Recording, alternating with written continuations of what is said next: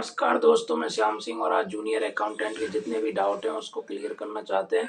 तो सबसे पहला डाउट है एमई, एक्स सर्विसमैन और खेल कोटा वाले और विकलांग विद्यार्थी। तो क्या है इनका रोल, किस आधार से इनको जॉइनिंग दी जाएगी, क्या किया जाएगा क्या नहीं किया जाएगा, उसके बारे में हम चर्चा करते हैं। तो सबसे पहले एक छोटा सा उदाहरण समझाता हूँ मैं, मेरे साथ जो हुआ है कि 2018 की भर्ती में जो पहला जो रिजल्ट आया था उसमें मैं जनरल से सेलेक्ट था।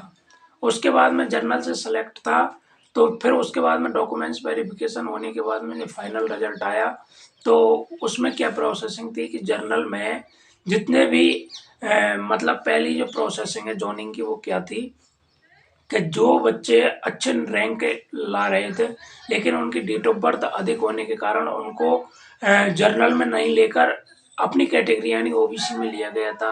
जो एसटी का है उसको एसटी में, एससी का है उसको एससी में, इस तरीक़ा से लिया गया। तो उस समय 17 विद्यार्थी थे, उनको 67 मतलब ओबीसी की पोस्ट थी 67, उसमें 17 विद्यार्थी जो जनरल में क्वालिफाई थे लेकिन उनकी डेट ऑफ बर्थ अधिक होने के कारण उनको अपनी कैटेगरी में लिया गया था। उसके बाद में ओबीसी के 3 फौजी थे, उनको सेलेक्ट किया गया था और फिर उसके बाद में मैं एमबीसी से था। तो उस समय हमारा 1% आरक्षण था लेकिन हम ओबीसी में भी फायदा लेते थे उस समय। तो ओबीसी में जो विद्यार्थी था उसके लास्ट मतलब 67वीं रैंक का जो विद्यार्थी था उसके और मेरे सेम नंबर थे, 54.48 और 54.48 दोनों के समान नंबर थे। लेकिन उसकी डेट ऑफ बर्थ में वो मेरे से 20 दिन बड़ा था, उसको जॉइनिंग दे दी गई थी, तो मेरे को उसमें जॉइनिंग नहीं दी। लेकिन मैं एमबीसी का टॉपर था, तो एमबीसी में हमारे 2 पोस्ट थी और तो मुझे पहले लेना चाहिए था, लेकिन उसमें हॉरिजॉन्टल रिजल्ट होता है एक्स सर्विसमैन का, इसी प्रकार से मंत्रालय कर्मचारी का। तो पहले प्राथमिकता उनके लिए दी गई थी, उनके नंबर मेरे से कम भी थे तो पहले उनको लिया गया था। उसके बाद में अब 2 जगह थी, 2 भी फौजी थे तो उनको उसमें ले लिया। तो एक फौजी के मेरे से 1 नंबर कम था, एक फौजी के मेरे से 4 नंबर कम थे। पहले उनको प्राथमिकता दी गई थी, नंबर कम होने के बावजूद उनको लिया गया था। तो इस आधार पर इनका रिजल्ट होता है। अब अगर एक भी फौजी बच जाता, जैसे सपोज करो हमारी कैटेगरी में 3 फौजी होते तो 2 फौजियों को उसमें ले लिया, वर्टिकली में ले लिया। उसके बाद में एक फौजी अगर बच जाता तो उसको हॉरिजॉन्टल में लेते और उसकी कट ऑफ अलग निकालते।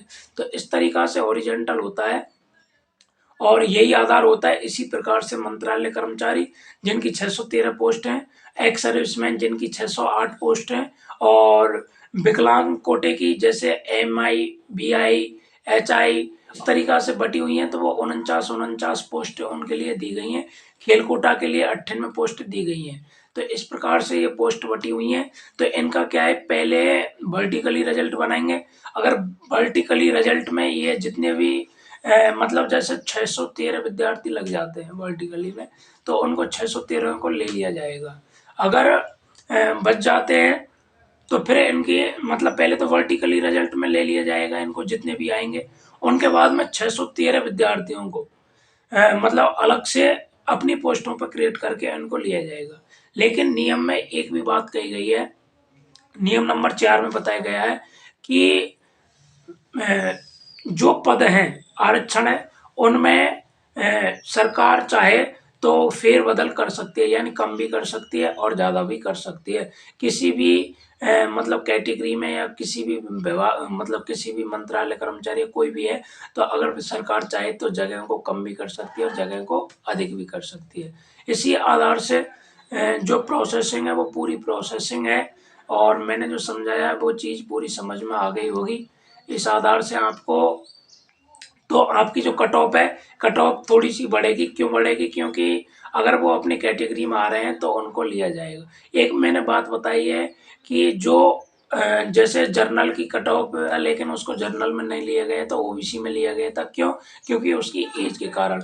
तो उसने क्या है कि अपना आरक्षण एज में ले लिया तो उसको डबल आरक्षण नहीं मिलता है, एक बार आरक्षण मिलता है। इसी प्रकार से जो एमई की कट ऑफ से क्वालीफाई हुए हैं तो वो ना तो जर्नल में जाएंगे, नहीं ओबीसी में जाएंगे, वो अपनी कैटेगरी में आएंगे।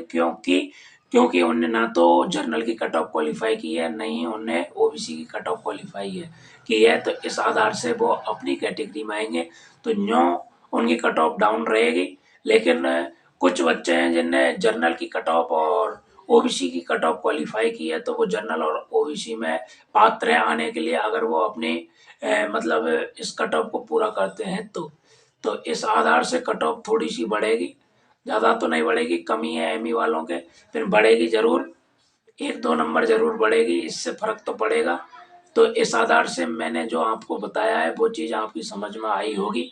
तो अगर आपको मेरी वीडियो सही से समझ में आई है तो मेरे चैनल को सब्सक्राइब करें और लाइक करें, शेयर करें, और थैंक यू, धन्यवाद, जय हिंद दोस्तों।